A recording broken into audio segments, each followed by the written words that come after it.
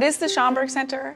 To me, it is home. The place where we come to see who we really are, not just somebody else's reflection of who we are. The Schomburg Center is a place of culture, it's a place of history, it's a place of knowledge. The Schomburg Center, to me, is a repository of all of the things that has documented our sense of worth as a people. For me, that means that it is a place of immense power. The Schomburg Center is a public research library and a cultural institution for the study of the Pan-African world. It is perhaps the best in the world.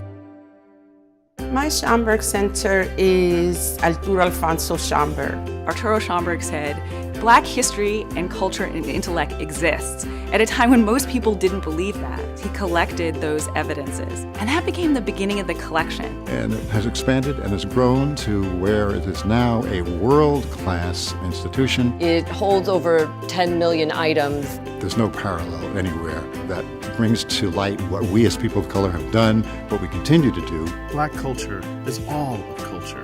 The universals that animate everyone's life happen here for all people.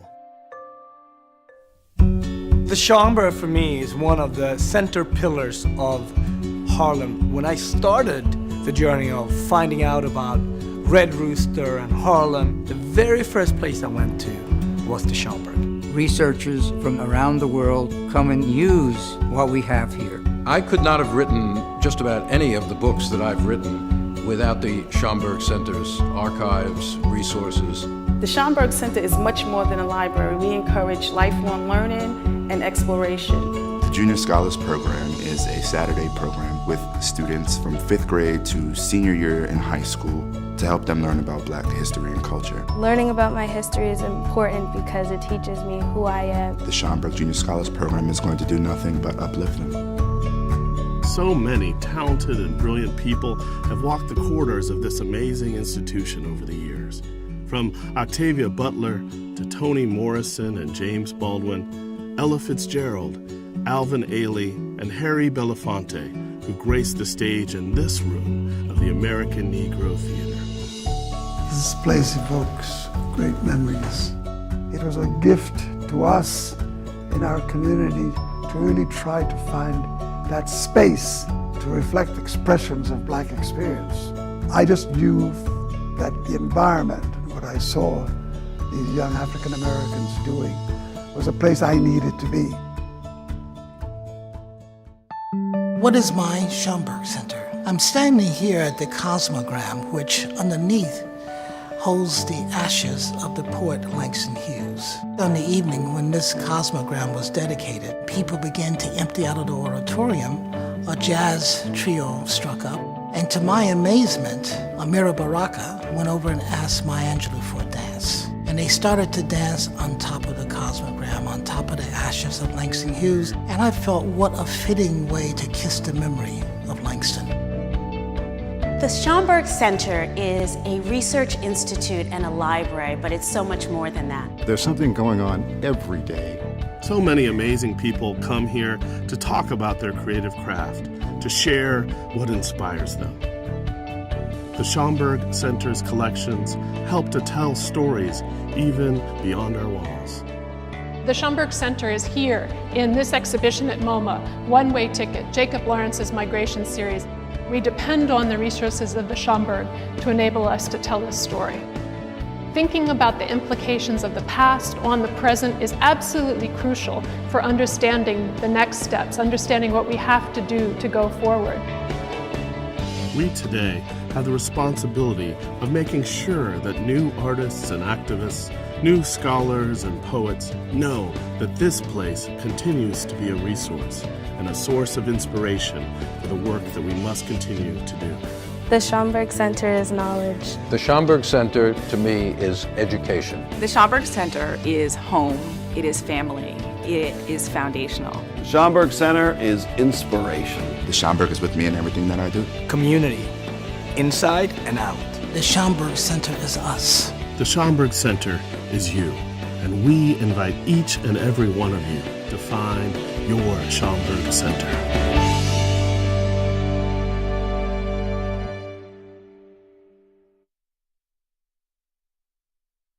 Good evening. I hope you all are doing well tonight. I want to welcome you to the Schomburg Center for Research in Black Culture and this evening's conversation in Black Freedom Studies. My name is Joy Bivens, and I have the privilege of serving as director of the Schomburg Center, and it's my pleasure to share space with you and to introduce this evening's conversation, Financing Freedom, Black Women and Economic Self-Determination. I'm coming to you from actually my home here in Harlem and encourage you to use the chat to share with us where you are this evening. And before turning the program over to the series co-curators, I want to thank our featured speakers, scholars for contributing their voices to this evening's extremely compelling topic: how movements are funded and what are the roles that Black women have played in financing our freedom and those freedom movements. Conversations in Black Freedom Studies is co-curated by two New York area scholars. You guys have to excuse me tonight, I'm a little tongue-tied. Doctors Robin Spencer Antoine and Jean Theo-Harris. And I'll start with Dr. Jean Theo-Harris first. She is one of the co-founders of Conversations in Black Freedom Studies, a distinguished scholar and professor of political science at Brooklyn College, where she focuses on civil rights and the Black Power movements, as well as the contemporary politics of race in the United States. Dr. Theo-Harris is author of the widely acclaimed biography, The Rebellious Life of Mrs. Rosa Parks. That award-winning book has been adapted into a young adult edition and a documentary for NBC Peacock. Dr. Robin Spencer Antoine is an historian and professor of history at Lehman College. Her teaching and research explore Black social protest after the Second World War, urban and working class radicalism, and gender. She is the author of The Revolution Has Come, Black Power, Gender, and the Black Panther Party in Oakland. I know you will enjoy this evening's conversation. I want you to please help me virtually welcome Dr. Spencer Antoine and Dr. Theo Harris, who will introduce this evening's speakers. Thank you for being here. Thank you. Thank you so much, Joy. It's really great to be here. This is actually our 11th season of Conversations in Black Freedom Studies. Kamosi Woodard and Jean Theo Harris started Conversations in Black Freedom Studies in collaboration with the Schomburg Center more than a decade ago to really try to catalyze and create a space where the public could really engage with new work in Black social movement history. With fewer and fewer public spaces to really engage this history, Conversation in Black Freedom Studies was conceived as a way to hear, to learn, and discuss new works that can help us see the present more clearly. In many ways, Conversation has gotten the opportunity to really chart a rich and expanding field of Black freedom studies over the past decade. And tonight's conversation provides another iteration in that ongoing expansion. Kamosi took on a more emeritus role, and 3 years ago, I had the pleasure of stepping into the role of co-curator. We're so very pleased that the Schomburg Center has continued this series as one of its educational and public programming offerings. We're grateful for Lucien Baskin, who's our outreach and social media coordinator for the series. Please follow us online at Schomburg CBFS and at our website, www.blackfreedomstudies.org.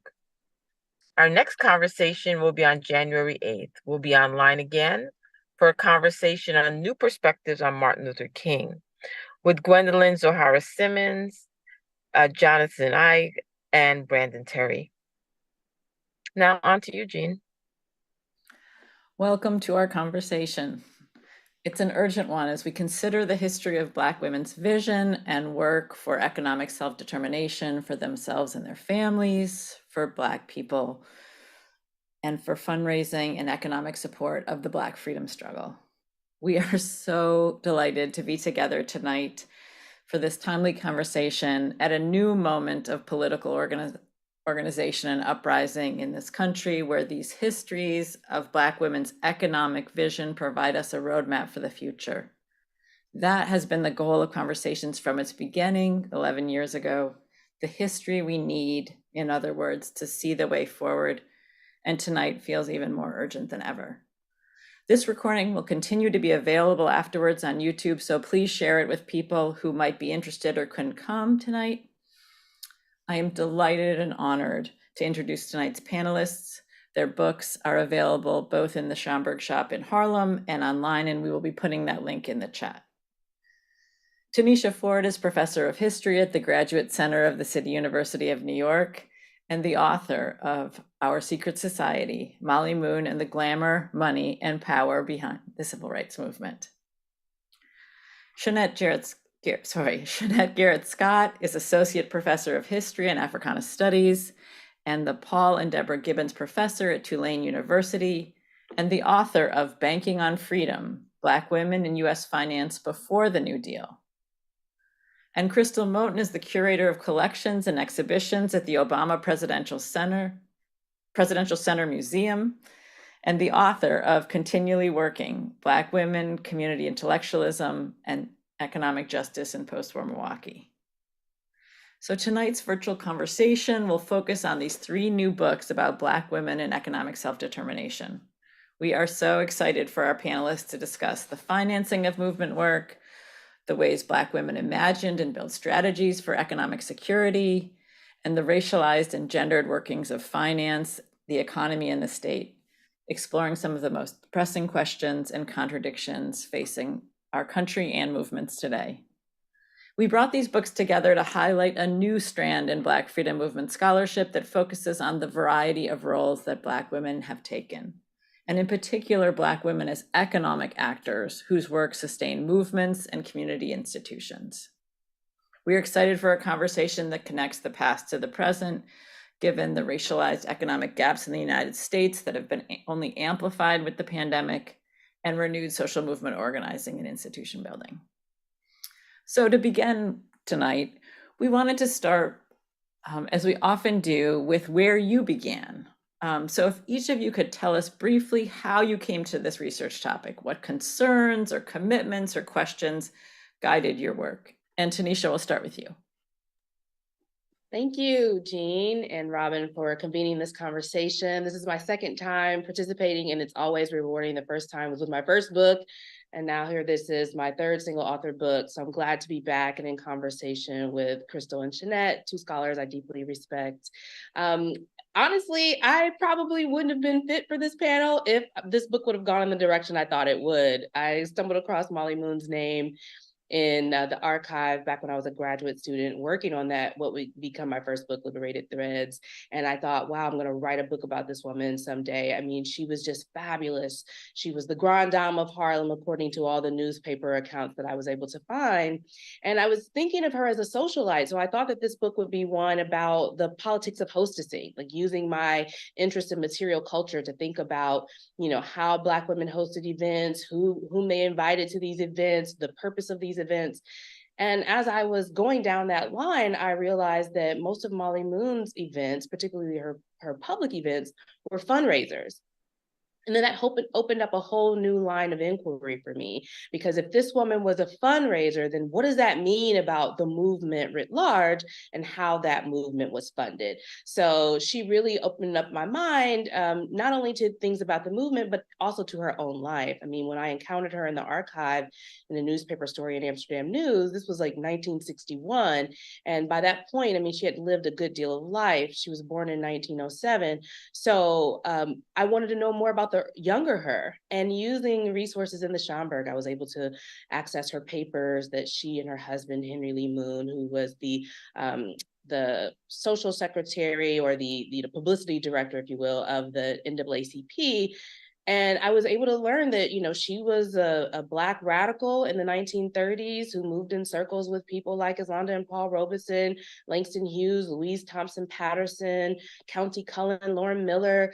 I mean, the list just goes on. And so connecting Molly Moon to this early moment of her life allowed me to think more expansively about the evolution of Black political thought, the evolution of Black economic thought, and to use a woman like Molly Moon, who didn't shy away from the fabulous things of life. I mean, the woman I encountered in the 1960s was, you know, fabulous, and the younger her was fabulous as well. But, you know, she was also a very serious political thinker who gave up a career in pharmacy to be a social worker, to aid Black migrant communities who were moving to places like Harlem in the early decades of the 20th century. So she just became even more fascinating case study than I imagined, but I'm just really pleased that my grad student self saw a story there that the more advanced historian in me could really track down with some complexity and layers.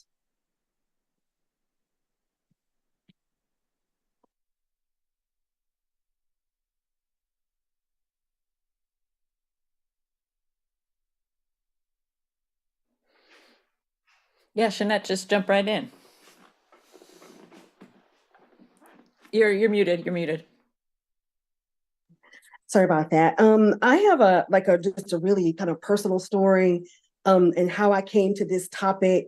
I had always wanted to be a teacher, but I was one of the first people to go to college in my family. And so my mom was like, you know, no, you're going to major in something like business. So I did that. I started a family and work, and in the last part of my working life, I was in the mortgage industry, and I was really in this kind of world where, on the one hand, I was seeing the American dream, people achieving, their hopes and their dreams, but I was also getting a little taste of the American nightmare. I was seeing the ways that there were so people who had, so much and so little. I also was really noticing how there were so few women in powerful positions, women of any race in powerful positions in the industry that I was in.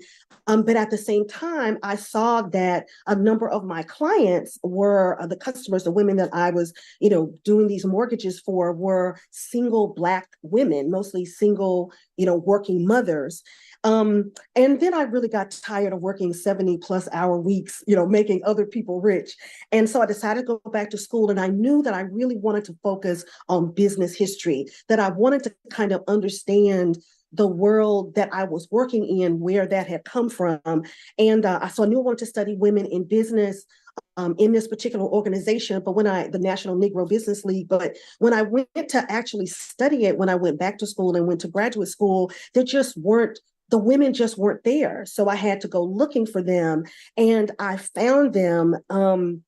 That these business women a lot of them were working women, and they were women who were working to create and protect wealth, to build security, opportunities. They were doing community building work. They were trying to transform communities and the culture and society. And so it opened up for me a whole world of women working to kind of create the opportunities that women like myself were able to step into at this moment. But it also showed me how the kinds of challenges, the ways that they were encountering racism, sexism, economic exploitation, that those were still kind of recurring themes. And so I became introduced really to this kind of world of women in places like the Independent Order of St. Luke and Magdalena Walker and others, the kind of people who inhabit in my work, these working women who were working to transform community and society. Much of my reflection resonates with what Tanisha and Shanette have already said. But every time when I get this question about how I've come to my research topic, I usually talk about 2 points. One being a person from the Midwest, particularly Chicago, and understanding and being surrounded by a vibrant Black freedom movement and local struggle, and seeing the reverberations of that in my life and in the possibilities for my educational and professional pursuits. And so Chicago and understanding of the Black freedom activists there really shaped my understanding of the narratives and the stories that could be told. However, when I think about my interest in Black freedom studies, I've always been interested in the civil rights movement. But as I came to understand and learn more about the civil rights movement, I felt a couple of aspects have been neglected or not as deeply researched as I think we deserve to know. And so one, in thinking about geography, understanding the national and global nature, right, of Black freedom struggles, and not that it was just circumscribed to the South, right, that civil rights was not just a Southern phenomenon, but across this country, Black activists were engaging in freedom struggles. And so my questions were always around geography. What's going on in places outside of the South, particularly the Midwest, where I was from? Second, when I thought about civil rights activism, I was inundated, and I love reading stories about the sit-ins and the marches and the protests. But I also thought, well, what happens when people are not in the streets, right? What is the everyday nature of civil rights activism, and what are some of the other areas that people are fighting for, in addition to political representation, in addition to desegregating local social venues, in addition to integrating schools? And so what I found to be very interesting, particularly in the urban Midwest, was this concern about jobs and jobs justice. And it didn't just spring out of nowhere in the late 1960s, right? But this was an ongoing struggle that people in the urban Midwest were concerned about. And then finally, as I was thinking about particularly Black working women's contributions to Black freedom, local Black freedom movements, I also, in terms of reading the prior literature, understanding the treatments of intellectual history and intellectual activism, I saw that there were some stories and some biographies that spoke about organic intellectuals, or about the individual intellectual strategies that that activists use, that explained or undergirded their activism, but I was more interested in thinking about the ways in which knowledge is transmitted and disseminated in communal environments. And so all of these questions and my personal background and experience came together to shape the book Continually Working that just came out this year. Thank you. Oh, what an exciting start. And I should just say that I grew up in Milwaukee, so it's nice to have the Midwest in the house. So this is the part where you get to teach us something. Give us a window into your work. Bring us into the world of your book, of how Black women in the history you tell pushed for, imagined, created, and achieved measures of economic self-determination. And Shanette, let's start with you. Awesome. So a central figure in my work is Maggie Nina Walker. And I do have to say that she taught me so much about how to do history, especially really listening to the voices and the silences. And what I talked about earlier, my kind of personal experiences and how they really become bound up in what became banking on freedom, wanting to tell her story and uncover the story of women like her really showed me how I needed to be able to tell these stories. I needed to be able to hear and speak to the experiences of these women if I was going to understand my own. So she taught me just many lessons. One of them is, by any means, she is just an extraordinary woman. You know, she was born enslaved. She experienced, poignant tragedies in her life, but she was able to eventually had an organization that operated a bank, an insurance company, the Independent Order of St. Luke. They had over 100,000 members. They were all over the country,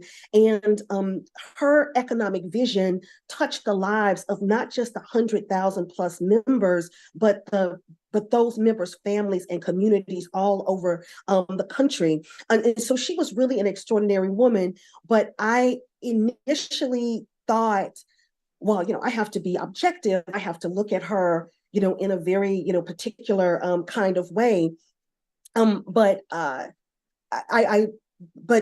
I said, but in order to be able to really to uncover the stories that I needed to uncover, I needed to kind of really delve into her life. And one of the things I noticed just in her writings and the way she operated is that she never really centered herself. She always talked about the circle of women that she drew around her.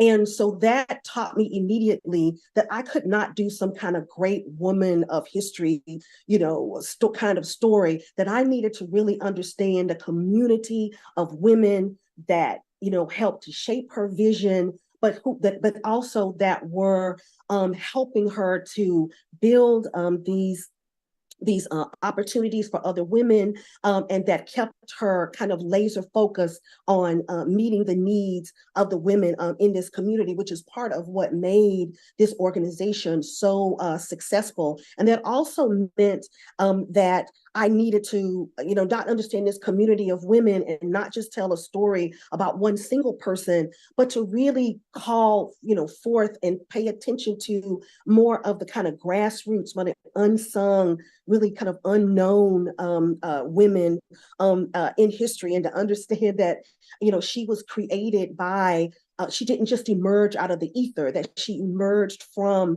a context of other women trying to grapple with the realities of Jane Crow, which is, like I mentioned before, the ways that Black women have had to deal with, racism and sexism, economic marginalization, and sexual violence. And so one of the people who becomes, I'll just wrap it up by saying, one of the people who become really central in me even being able to tell the story of her is to talk about her mother. A woman who was an enslaved woman, the victim of sexual violence, which is something that, maybe great histories don't always focus on, but to look at the ways in which she emerged from that situation to raise her family, to serve as a doctoress in the community, and to teach her daughter and introduce her to the organizations and the networks that would help her daughter to bring to life this economic vision that was about empowering Black women and their communities. Again, I mean, just so resonant when I think about Black women and economic self-determination. You know, Magdalena Walker is also kind of an important foundational figure in my work. And like you mentioned, Shanette, is because when we think about the work of Magdalena Walker, we can understand that we can see her thoughts and her strategy through the outcome of her work and of her activism in her community. And so, like, I think of Magdalena Walker, right, as this awesome strategist and intellectual for economic justice and economic self-determination.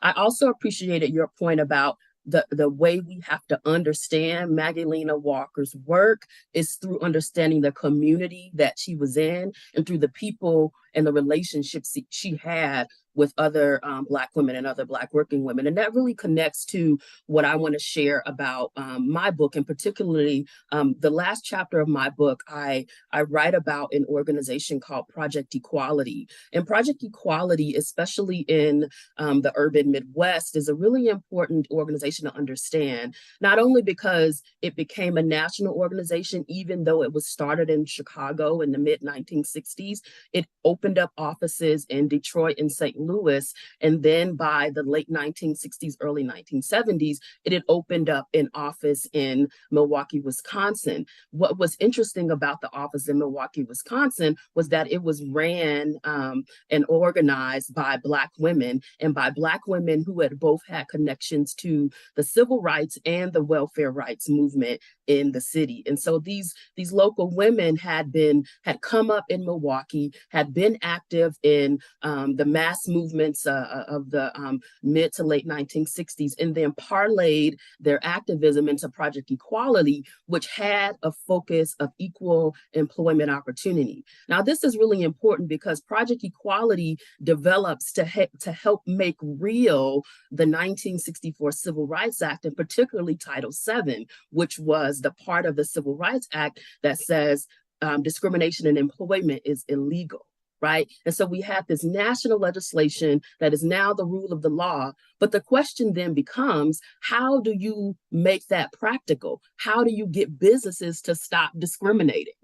And so this is where the work of the women, of the Black women of Project Equality comes in. And what I will note is that this work is actually not glamorous. It's very tedious because what it requires is that these Black women meet with these white businesses and these white organizations, obtain the actual documentation of their policies and procedures, read them line by line, and tell these businesses how and why they're out of order, and then also how to correct the out of order nature of their policies and procedures that would create an unequal workplace. Now, the interesting thing about the Black working women of Project Equality also is that their focus, again, was not on a supposed deficiency of Black workers. The goal was, we know there's a deficiency in the workplace that is prohibiting Black workers from both achieving these jobs that would boost their class and their income status. And then we also know that there are deficiencies, right, in the cultural practices of these workplaces. And so the focus was not on the Black worker. And so these Black Project Equality staffers, they work with city businesses, state businesses to increase the number of people of color, first focused on Black workers and then expanding to gender of these workers in these businesses. And so when I think about the combination of the actual labor of them doing this work, it required a lot of thoughtful, analytical, and administrative skills that we don't typically think of when we think of Black freedom struggle activism or civil rights activism. And it was not in the media, right? And so this is a prime example for me that connects the economic justice activism with the intellectual activity that undergirded the work of this community of Black workers who were at Project Equality. Crystal, I'm listening to you speak. I'm thinking about the fact that we've been having some version of this conversation since like 2004. Crystal and I went to graduate school together. Yes. I was in a class like Christina Green's class on, histories of the Black freedom movement that, we started thinking about these questions and beginning to explore how we could answer these questions. So once I decided that my book was about fundraising for the movement, I had to sit there and say, I guess I'd never really thought about how social movements are funded, both in the past and in the present day. And so that was really a tough question. I mean, a lot of people don't want to grapple with this question, like how are movements funded? Where does the money come from? Perhaps it's because we don't want to think about some of our, most beloved leaders capitulating to, the interests of the white business elite. Maybe it's that we don't want to know that the money is coming from the FBI or the CIA or from the underground economy.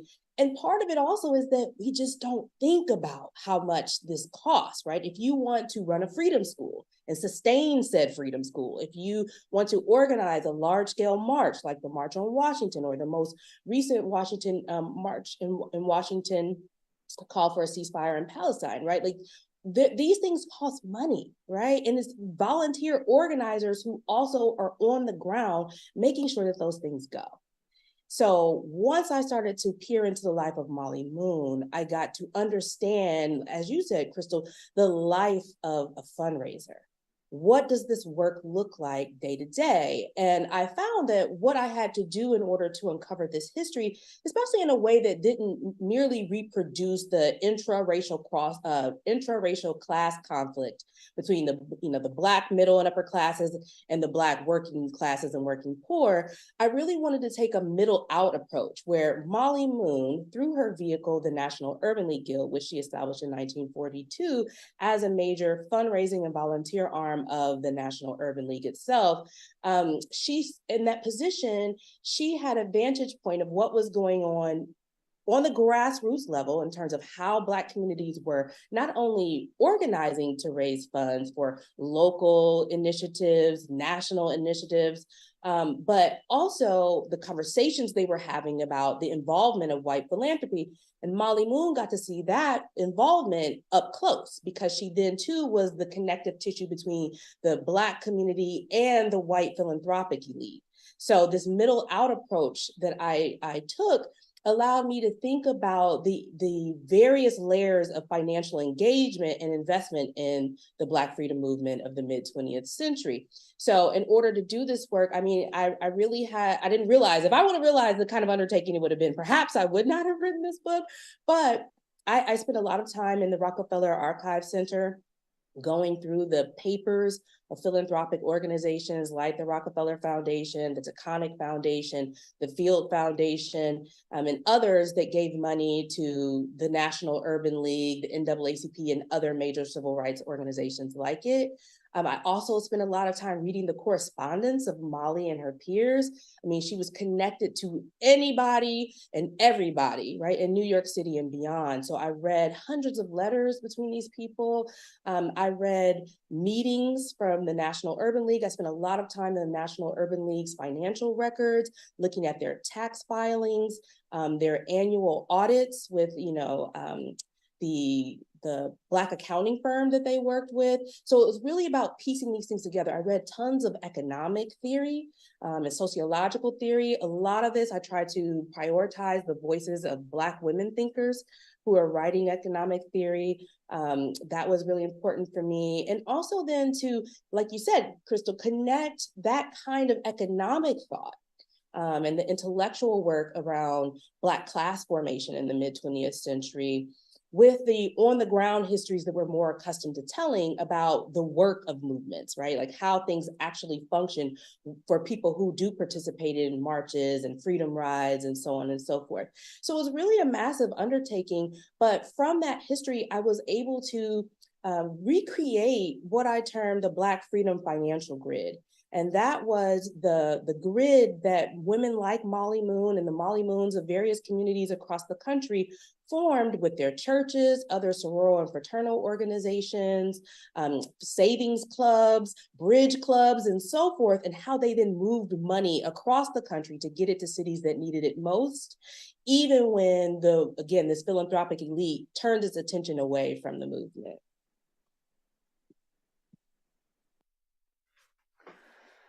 Thank you. So our panel is unfolding at a time when the official poverty rate of the US Black population has reached an historic low of 17.1% in 2022, according to the Census Bureau. This is still, as we know, egregiously high, meaning that almost 1 in 5 Black people are poor, and we know as scholars that conditions on the ground are even more challenging. We are also having this conversation in a moment of movement and institution building where collective resources are needed and being marshaled creatively to continue to fund the Black freedom struggle today. What are the bridges between Black women's actions in the past and the contemporary landscape? What can we learn from your research, from the people you study, in terms of where we are and where we can go, right? In many ways, like how does the history you tell help us see where we are today? And Crystal, let's start with you. Yeah, this is great. I have 2 ways to respond to this question.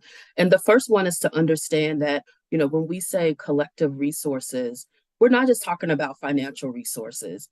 I think about the collective resource of understanding history and the ways in which we can use history to catalyze the past, and to think about how we can creatively think about solutions for our present and our future. And I see the women who I study doing that. I concluded my book with an epilogue that brought the story up to the present, where I saw Black creative entrepreneurs using the history of Black Bronzeville, which was the name of the Black community in Milwaukee, to fuel their economic justice activism. And so to me, that is a collective resource that these women are using to fuel and purpose their activism. The Black working women I study, they also show us when, why, and how we should commit our labor and energy, right? How we should commit our labor to staying and trying to revise an institution or an organization, or whether we should leave and rebuild. And I won't say that these Black working women who I study, when they left or when they stayed, that they did so without fear, because I think there could have been some fear involved. But what they understood was that their vision for a just world was bigger than their fear of staying in an unjust one. And so when I think about the Black Y women who resigned their positions when the Milwaukee Y refused to resource them or refused to pay them the same salary as white workers who were doing the same positions, I understand that that is a powerful practice of refusal that perhaps we should take with us as we think about our dealings with these institutions that refuse to recognize our humanity. I also think about Black beauticians such as Maddie DeWeese, who she started her own beauty school in Milwaukee because during the 1930s and the 1940s, when she was practicing beauty and cosmetology in the state of Wisconsin, it was also during a moment of increasing regulation due to the racial and gendered discriminatory practices in beauty education. Her answer was to create her own institution that she invited other Black beauticians who also needed to be licensed to come learn what they needed to learn in order to pass that licensing examination. And so when I look at the examples, when I look at the persistence of Black working women to survey their landscape, to understand how the past, again, might fuel and catalyze their work, I see that there are strategies that we can use, strategies of refusal and rebuilding that I think are helpful for us as we think about our landscape today. I think in my case, the mainstream media would want us to think that my work would simply reveal that the same kind of, white philanthropic and corporate elite that gave or at least pledged millions of dollars to the movement for Black Lives in 2020 after the murder of George Floyd, that would be the central thing we would learn about my book, the goodness of white people across the decades, right? But I do get into the complexities of that kind of giving in the book, but I want to right now just talk about another piece of this that I learned, which was about what happened after Brown v. Board in 1954, where you had the rise of these white citizens councils across the South. And a lot of these people were bank presidents. They were upper level administrators at universities, particularly HBCUs.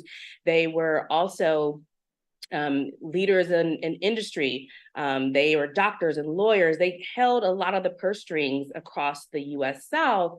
And as movement organizations, the more radical local affiliates of the NAACP and the Urban League, along with other organizations, began to demand an immediate end de facto to racial segregation across the South.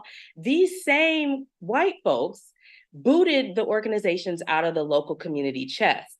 Now, this was a major deal because the community chests were, funding a lot of their grassroots programming and such. So when they applied pressure to the chests, then that meant these organizations could no longer do the work that they needed.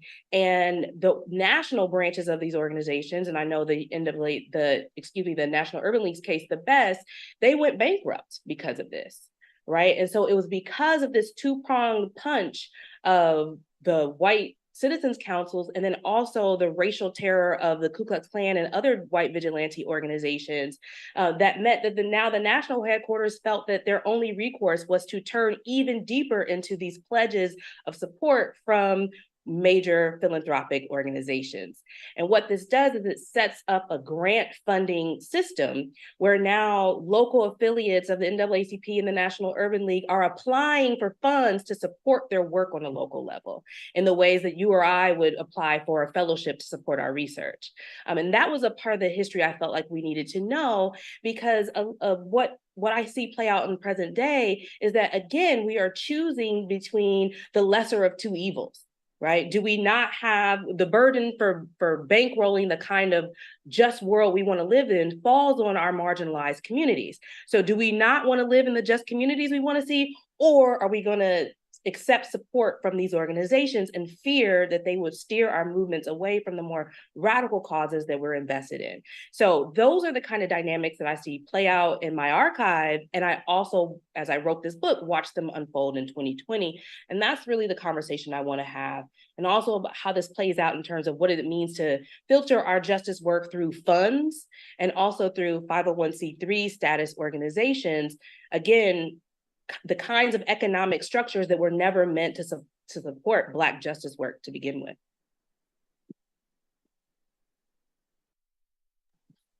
So I would say that, especially in my book, even though it takes place mostly in the early 20th century, it really highlights how to move beyond movement moments to really peer into how it is that people are making the change that they want to see.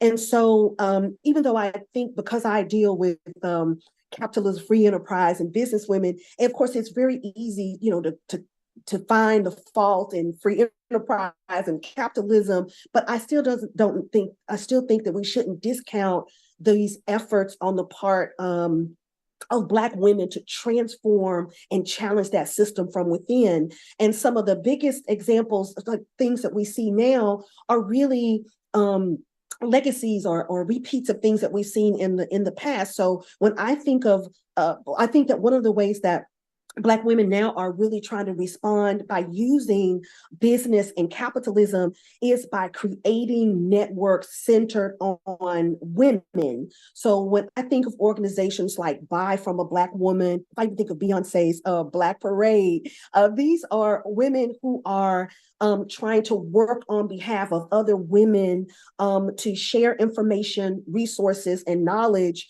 with an emphasis on a collective, communal, rather than the individual. And so in my work in particular, when I talk about kind of looking beyond the movement moments, and to how these women are working to make the world that they want to see, I think about, Magdalena Walker and the ways in which she supported the Richmond Urban League. She paid for their office space, paid their salaries, so that they could, build a foundation in Richmond in the very earliest years of their organization. The ways in which I think about even the women with the Freedmen's Bank, those women who were fighting for refunds for their loved ones. They were sharing with each other ways to cut through the red tape, how to get the documentation that was needed, leaning on other people in the community to help them work through the system to try to get some kind of justice for their loved ones, and that they kept up the fight decades even after the federal government said that there was no money left for them to get. One of my favorite groups that I wish I talked about more in my book, as I think about Black women in finance, the St. Luke Finance Corporation right in Harlem. These were women in the early 20s who decided that one of the ways they were going to address the real life problems with job creation, housing, and creating safe spaces for Black people is that they were going to create a corporation and invest in Harlem real estate. And so they ended up, having 3, buildings that leased out spaces to other businesses, that ran a restaurant, that did, engage in the illegal economy. And but this was a way that these women kind of really brought together their shared their information, resources, and knowledge to address the real life pressing problems of people in their communities. And then we also see the ways that the women, especially in Banking on Freedom. And then also we see, in the other, especially Crystal's book and Tanisha's book, is the way that they were calling on institutions and agencies to do more. And they were confronting the limitations of regulators and the kinds of economic pressures that the pushback they were receiving from organizations like the White Citizens Council, but also the white civic elite that didn't want to countenance the ways in which these Black women were kind of making a way out of no way. And we see in the ways that they were fighting back against regulators and state regulations in particular, how they were in a way kind of critiquing these institutions, but also allowing Black women to dictate what it is they needed and how those needs could be fulfilled within and outside of these kind of state and public and even nonprofit avenues. Thank you. On to you, Robin. Well, it's been fascinating just to hear the story of your craft, coming to your subjects, thinking about the archives behind. We've got a full audience and would like to encourage them. And they're logging in from all over the country and the world, as well as just proximal to the Schomburg Library. Right. We'd like to ask them to take the opportunity to ask a question, because this is really a time where we can continue to hear and learn and have specific questions answered. And while they ruminate on that, I wanted to talk a little bit about the fact that our audience is filled with teachers and learners of all types, not just teachers in terms of their day job, but people who are trying to teach the children, the young people in their lives, the elders in their lives, and trying to be a source of knowledge. So this is a great opportunity. So can you tell us or introduce us to one particular individual or one event, perhaps, that you've encountered in your research that you think more people should know about? This is the opportunity to really shed a spotlight on someone or some event that oftentimes may be left out, or maybe it's something that we think we know about, but there needs to be a new interpretation. So we'll start with you, Tanisha. Well, Molly Moon, of course. Most people don't know her name, but they should know her name. I mean, she is really the keeper of so much history, New York City history, civil rights movement, Black freedom movement history, histories of Black communism, and so forth. And so it was really an honor to write this book about her, to introduce people to her through my perspective, my own lens as a historian, a Black feminist historian. When Molly Moon moves to Harlem in the early 1930s, as I mentioned, she joins a community of folks, including people like Langston Hughes, Dorothy West, Louise Thompson Patterson. And so she's part of this crew alongside those folks, who goes to Moscow in 1932. And we have, elements of that history, both in Langston Hughes' own memoir, and also historian Glenda Gilmore has pieced together a lot of that history for us in her research. But in my work, I centered Molly Moon in that conversation to understand how she was so deeply influenced by it, and how she comes back to New York City with a deep investment in Black socialism. And one of her first fundraisers becomes an initiative to save the Harlem Community Arts Center, which was a community art space that educated the next generation of major Black contemporary artists, including people like Jacob Lawrence and Gwendolyn Knight.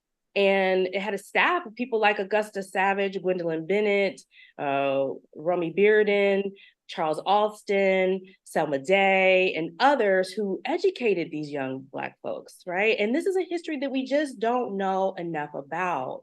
So through studying Molly Moon's life and the fundraising work she did with this initiative, I was able to learn more about, how these Black left-leaning politics show up in the world of the arts, and the interrelationship between questions of economic exploitation and artistic production that was designed to push back against the, image of the primitive African subject, of Black savagery, to imagine the new ways in which our bodies could exist in watercolors and oil paintings, lithography, sculpture, and so forth.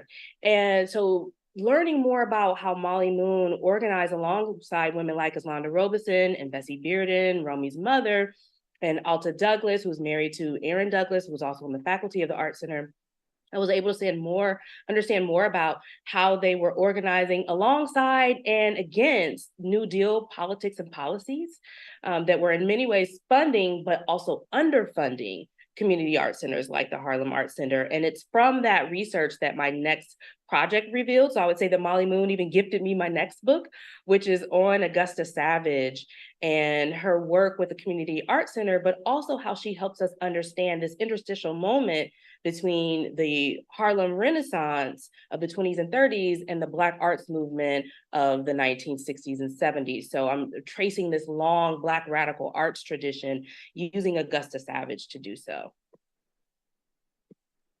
Your work is so fascinating, Tanisha, in the way in which you can focus on Molly Moon, and she becomes a window, right, to understanding not only the context, but understanding and illuminating so many others. So that's so fascinating. I wanted to focus, though, instead of on a person, but on an event that I write about in my book that is not particular to the Milwaukee context, which is a geographical context which I study, but actually is a national movement that's little known. And it's the welfare rights movement. The welfare rights movement emerges during and beyond the era that we traditionally think of as the civil rights movement, but it's not as well known, partially because of who the leaders were. Poor Black mothers, right? Poor Black mothers who were advocating for resources for themselves and for their families from the state and from this nation. But one of the most important aspects of their work that I think is really important for us to understand, not only historically, but to think about today, is the struggle that they have for a guaranteed adequate income. What they thought was that no person should live in poverty in one of the richest nations on this globe. And so there's a responsibility that the nation has to its people. And part of that responsibility is making sure that people have the basic necessities to live and not die. And so the women of the Black mothers of the of the welfare rights movement, it's a movement and a set of events that I think people would do well to kind of study and learn from.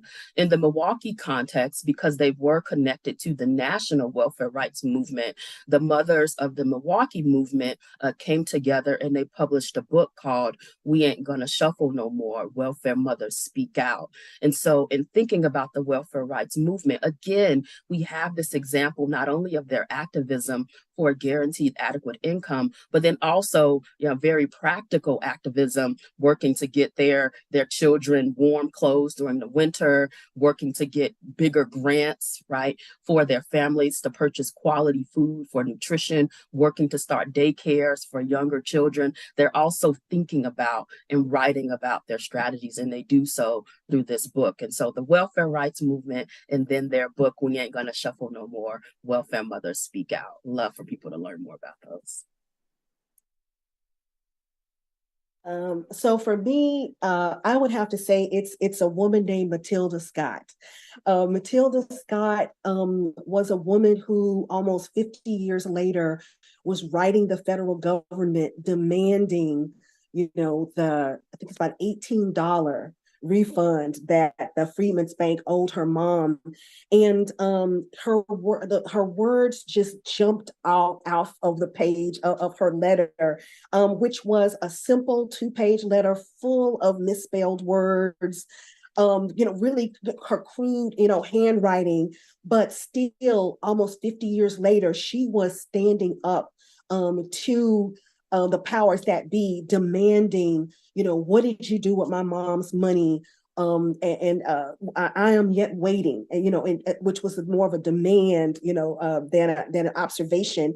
And so her person like Matilda Scott and her little 2-page letter really is a lesson on respect for the sources, for being able to use and really dig into the words of that are created by African American women. Those are really precious sources, that we have, because so often their lives are mediated, by others. But when we are able to, have a window or be able to capture their voices, we should really dig into that. And so even in this letter, it also opened up for me a window into the financial networks of women, to see the ways in which women folded organizations like the Freedmen's Bank into their networks, but how they really relied on each other and their mutual aid societies and their thrift clubs, and their communal ways of taking care of each other. And even though it is true that there is a lot to indict about the failures of the white trustees, similar to the kind of failures we see in the state, a story like Matilda Scott's and those women and men who were trying to get their money from the Freedmen's Bank really shows a richness in the story of failure.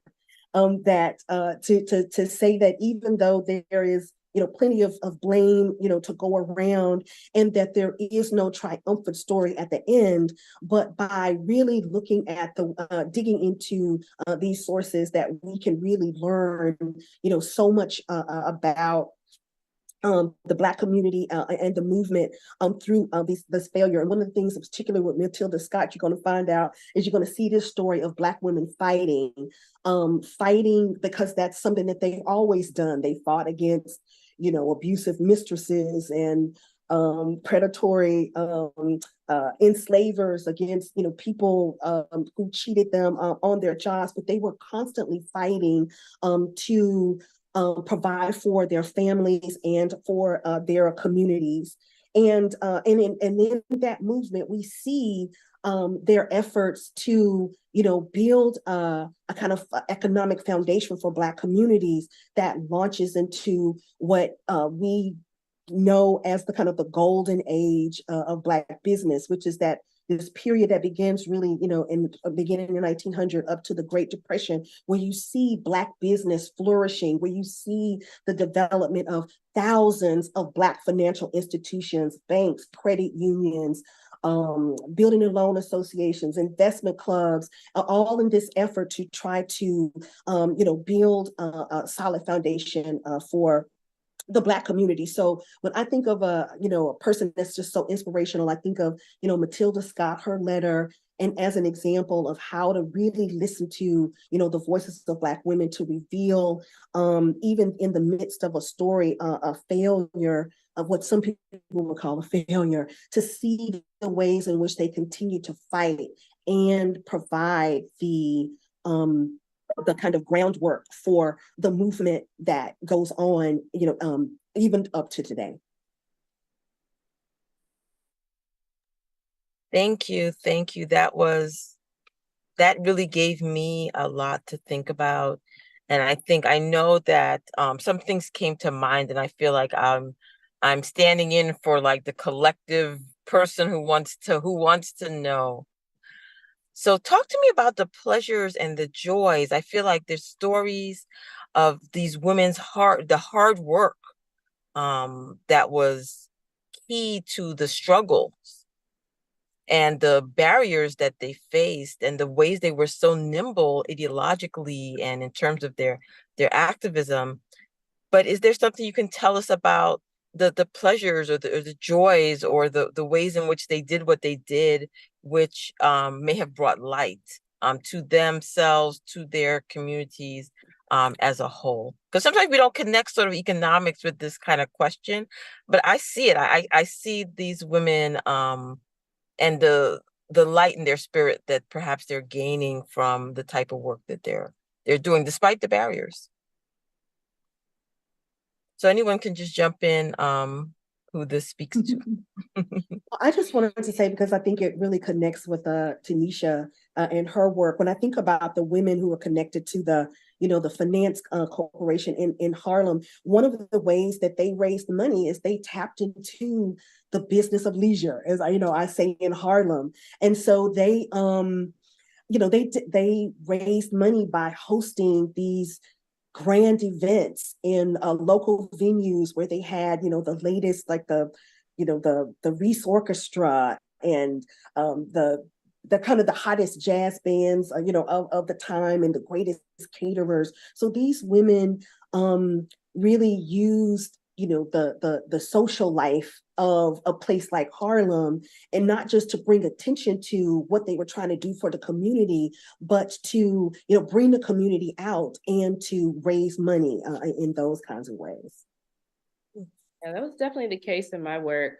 Molly Moon launches her signature fundraiser, the Beaux-Arts Ball, in 1940. So this is part of her effort to, raise funds for the Harlem Community Arts Center. And what I appreciated about that ball, especially in its early iteration, was that it drew upon West Indian traditions of Carnival, and people came dressed in their costumes. And Molly saw the costumes as the great social equalizer, so that domestic laborers and Pullman porters could dance alongside, singers and stars of stage and screen and doctors and lawyers, and that they could all dance and party together for a cause.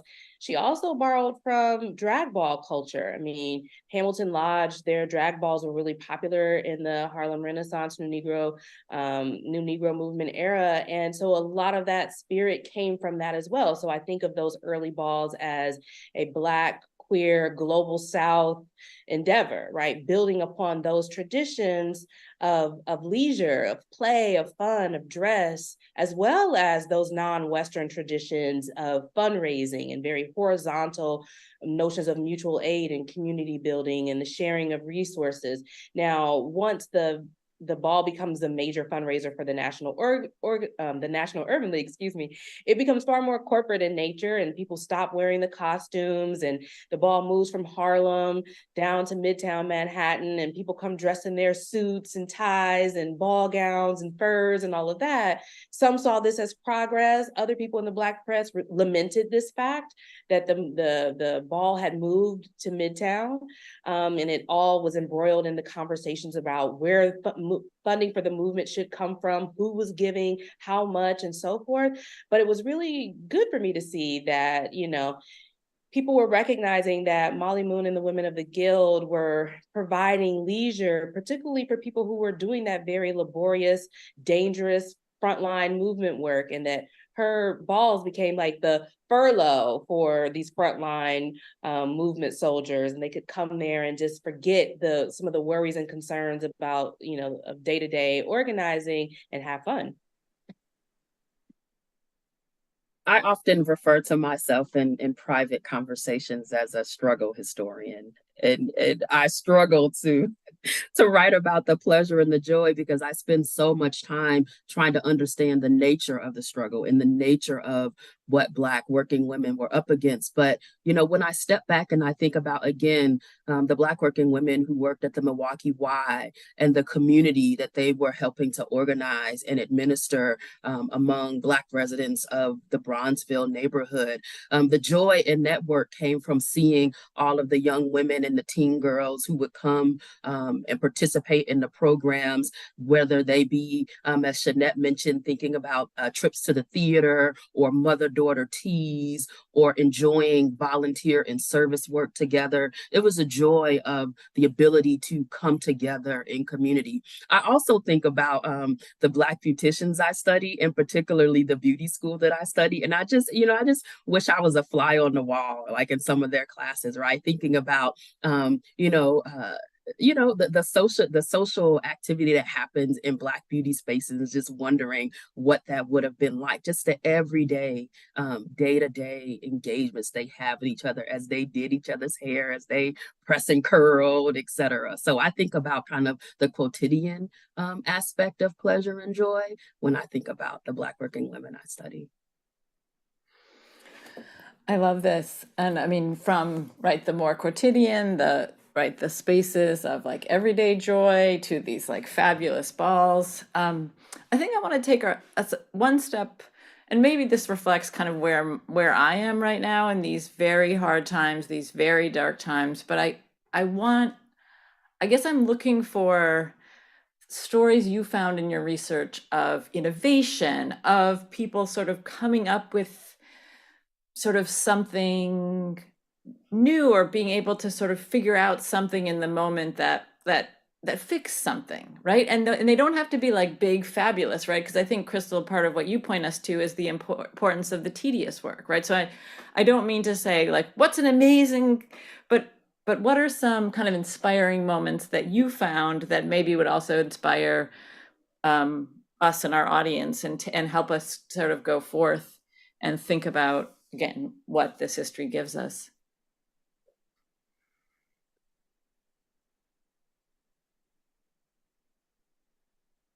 Anyone can. I was going to say I can start, and I just want to keep thinking about the Black beauticians I study, and particularly the Black Beauty School, which was called Presley School of Beauty Culture, and it opened in the mid-1940s in Milwaukee. And the proprietor of Presley School of Beauty Culture was Maddie DeWeese.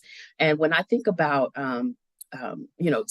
Maddie DeWeese, right, and her ability to open up this school, I mean, that's a huge, innovative response, right, to, racial discrimination in beauty education. But I think something else that Maddie DeWeese shows us is she really shows us how to strategically interact with the state, especially when the state has what I refer to as this bureaucratic racism that inhibits, right, Black women's ability to to get the things they need to live their lives. And so one example of this, what we also know about Maddie DeWeese and what I learned is that not only was she involved in Black beauty education as a school owner, and not only was she a beautician herself, she was also very interested in housing justice.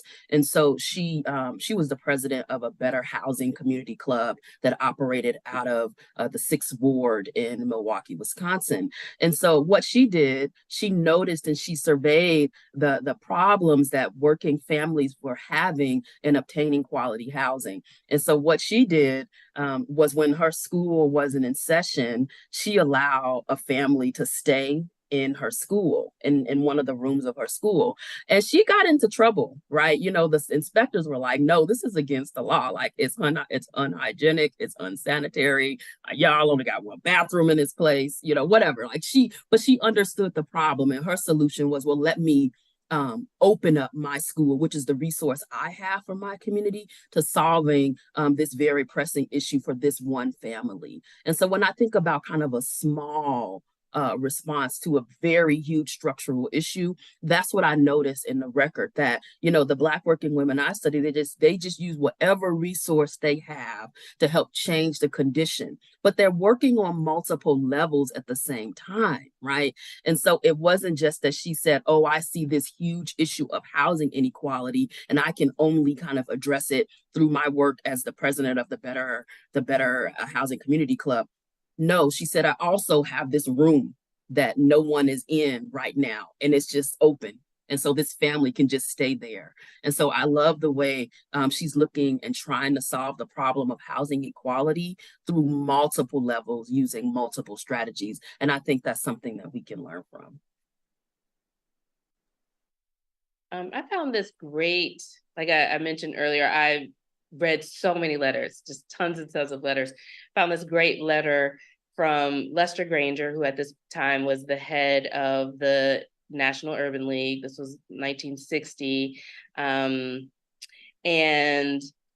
a local affiliate leader in Phoenix, Arizona. And the Phoenix leader had written to Granger to complain about his local guild chapter and the kind of power and influence they had, both in the community and over the local affiliate of the league itself.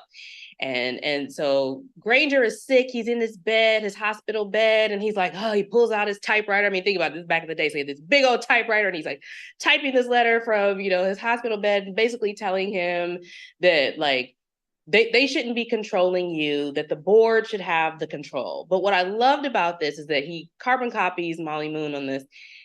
The guilds had amassed so much power locally. They were tired of being seen as the women who just, you know, were the volunteers, who were the helpmeets of the men, who poured tea, who threw parties. And they were like, no, we are bringing in major money for this organization through our grassroots initiatives. And we're the ones who have the best relationships with members of the community, because we're the one who are giving the touch, the everyday touch, you know, in terms of contact with those communities. We know all the people at the radio stations. We know the people, the local politicians. I mean, they just had so much pull that they started to work together to establish the National Council of Urban League Guilds. And they do this in 1952. And so by 1960, they have so much power that they are a semi-autonomous organization. And in my work, I was able to study various chapters of the guild, because they each had their own character and personality, their own membership. You know, it all looked differently. Like in Oklahoma City, for example, it was a lot of beauty culturalists and beauticians and day laborers and, you know, washerwomen and teachers. In Atlanta, again, more beauty culturalists, a lot of beauty culturalists in Atlanta, and social workers. And so these women then created their own strategies around not only fundraising, but what the movement should look like. Right. And it made them a threat even to the men within their own organization. And so I really look at this element of misogynoir within the organization, right? What they're experiencing as Black people, but also as women. And Polly Murray, who had been, you know, friends and comrades of Molly Moon since the 1930s, is one of the main people in the league speaking out against this kind of racism, sexism, right? And so for me, like, that was like a major way, like seeing how these women had turned the idea of the hostess, the socialite, on its head to use the vehicle of the Urban League to not only create change within the organization, but also on the local level. That for me was like, wow, okay, this wasn't just some bourgeois social club. There's more layers and complexities even to the history of the guild. And I would say for me, a real point of inspiration for me was to really look at, I'm going to go back to Magdalena Walker, but to see the ways in which she was growing into her power even before she became like who we know as Magdalena Walker. So in her young years when she's a teenager, the way she stands up for classmates, by when their graduation, for example, they wanted to have a segregated graduation ceremony, and she says, no, we don't want this. And she kind of launches into like one of the earliest student protests, even as a young girl. So I was just inspired by seeing the ways in which she was growing into the person that she would become. And another one of those inspirations is in the ways that she worked within the organization that she would eventually, be so connected to, with the Independent Order of St. Luke.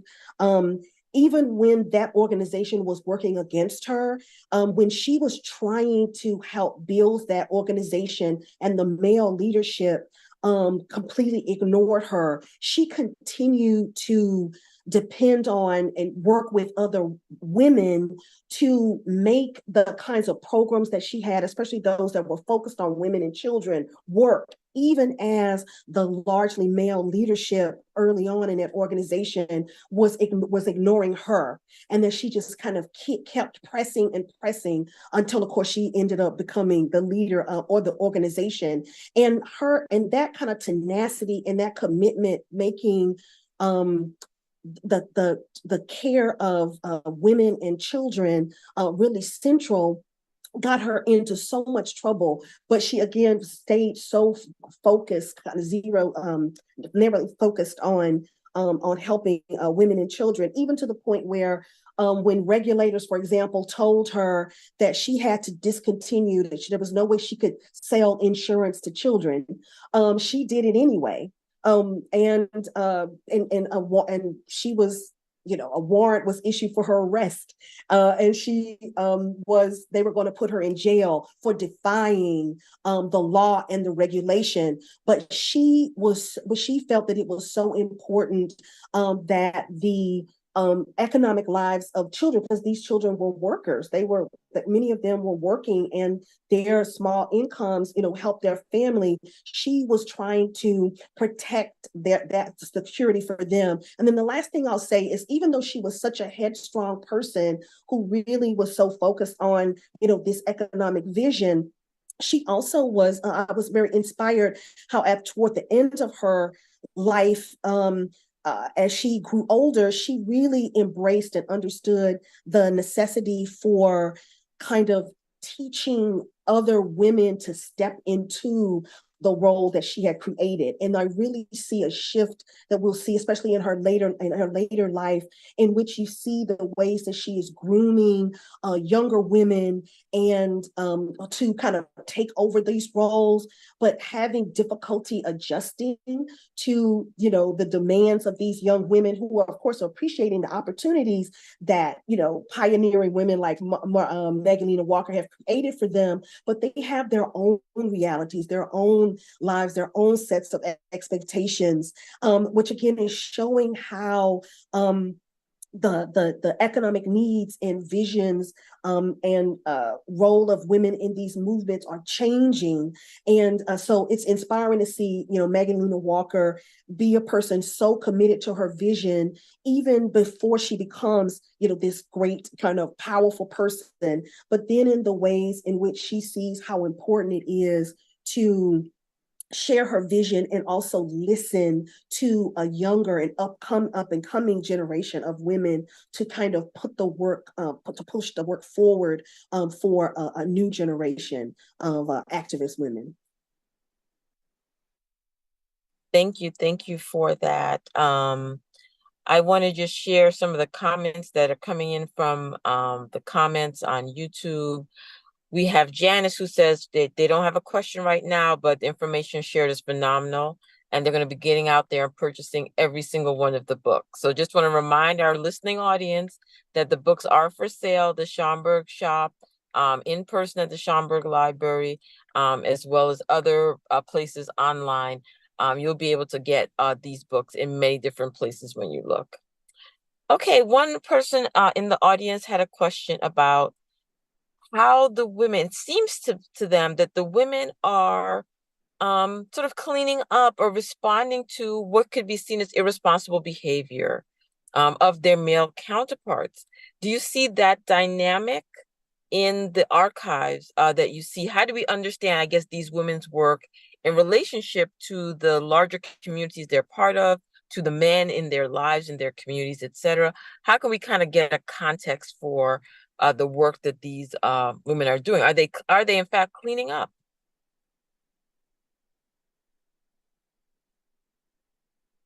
So stew on that one. I can tackle that in part. And so I gave the example of, Molly Moon and the women of the Guild. I mean, by the early 1960s, there are Guild chapters in almost every major city in the United States. And of course, this is the map of the, Black social world has shifted because of the second wave of the Great Migration.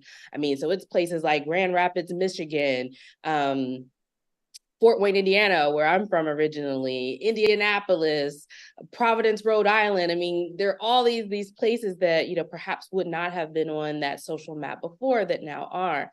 So there's that dynamic. But then there's also the social cost that Molly Moon experienced from carrying out initiatives that the male leadership of the Urban League saw as vital to the success of the organization. So I mentioned the pushback from the white citizens councils and how this creates a financial crisis for an organization like the National Urban League.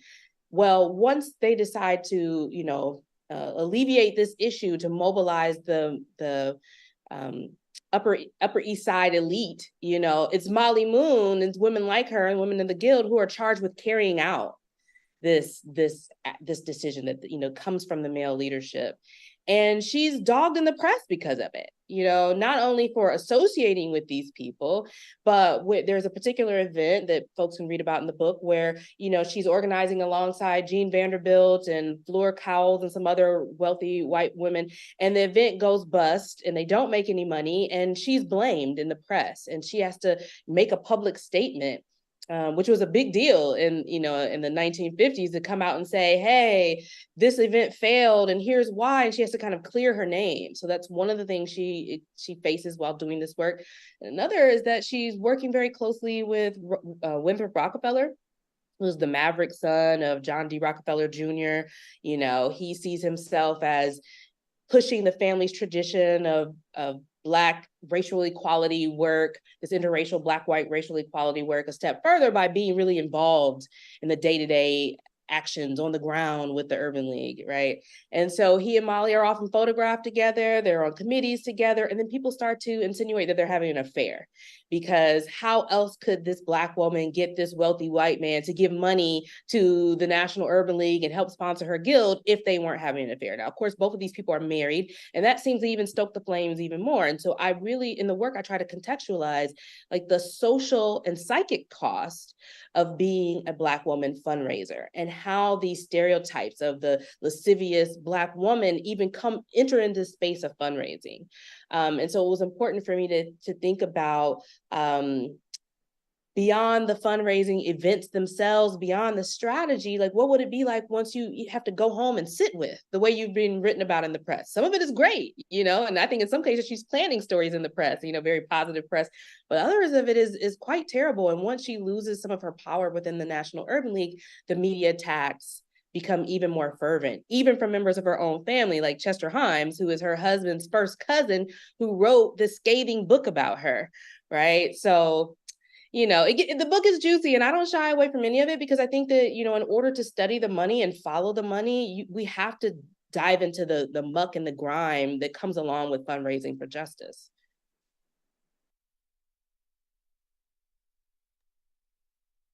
You go ahead, Crystal. I just want to chime in and kind of think about the question in terms of the context of kind of gender and masculinity that Black women's work is kind of couched within. And also note that, because I do center Black working women in my study, my focus is not so much on like how are they cleaning up the mess of men, but how are they butting up against a masculinity, right, that would prohibit their ability to achieve the economic success that they would want, not only for themselves but for their community. And so when I think about the ways in which we typically understand the workplace and movement for workplace justice, we typically go directly to the union, right? We go directly to masculinist understandings of jobs justice. And so my work really is trying to get us out of that traditional mode of thinking about how we understand work, how we understand labor, and how Black women are understanding themselves as workers. Now, when we think about, again, the urban, industrial, Midwestern context, like we think about the worker on the shop floor. And who comes to mind, right? A Black man, right? And so I'm trying to trouble that notion when we think about Black Midwestern workers, to think about women and how they were understanding themselves as workers. And so for me, it's not so much as like what's the masculine mess, right? But what are the ways in which this adherence to what we now think of kind of like this toxic masculinity or this white patriarchal masculinity, what are the ways in which that inhibits Black women's again struggles, because I'm a struggle historian, for economic justice. So that's how I think about this larger question. And I can certainly say that Magdalena Walker was spared no criticism of African American men when it came to their support of Black women in business. But I do want to especially piggyback on Tanisha's point to say that there is a way that when we look at their relationships as women, as mothers, as wives, as sisters, in their relationships to men, we see how their relationships with men in their communities, in their families, kind of propels their activism. So, for example, for Magdalena Walker, her father, her stepfather, was murdered tragically when she was a young girl. And of course, the police said that he committed suicide, but it was very clear that he had been murdered. And that, of course, plunged her family, her mother with 2 small children, into poverty. And that experience shaped that economic vision that she had about why it was so important to really upbuild and uplift Black women's work and to provide them with opportunities. But then also her son accidentally murdered his father. So her son accidentally murdered her husband. And she had to deal with that, tragedy. And even though, and I think it's important to note that, she didn't have just unlimited, unquestioned support among the Black community. She had her critics, and many of her critics often pointed to, this murder in her family. Her son ended up becoming, an alcoholic, and so but that reminds me that in some of the ways in which her very personal relationships with the men in her lives propelled her activism, but also to think about the ways in which she kind of had to hold these really personal, tragic moments, but that she was still doing the work and that she was still working on the vision.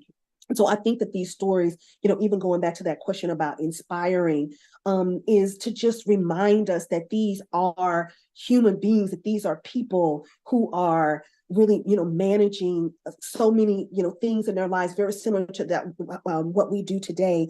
And so I think they become kind of inspirational in when we think about them in their complexities and not think of them in kind of black or white terms as good or bad, but as really complex people who are, dealing with all kinds of issues but still trying to do transformative work. Sometimes they fail, sometimes they succeed, but that they do have these complex relationships. Thank you so much. I can't believe that it's 8 o'clock and that I have to be the one to say that we have to finish. I feel like we're just getting started. But thank you, Crystal. Thank you, Shanette. Thank you, Tanisha. Thank you, the Schomburg. Thank you, especially our audience. Just as a reminder, we're back the first Thursday of January, Thursday, January 4th at 6:30 Eastern Standard, again online for King Day conversation. We're going to be looking at new perspectives on Dr. King. We'll have Zohara Simmons, we'll have Jonathan Eig and Brandon Terry. So you don't want to miss that. And just thank you all and have a safe night. Good night.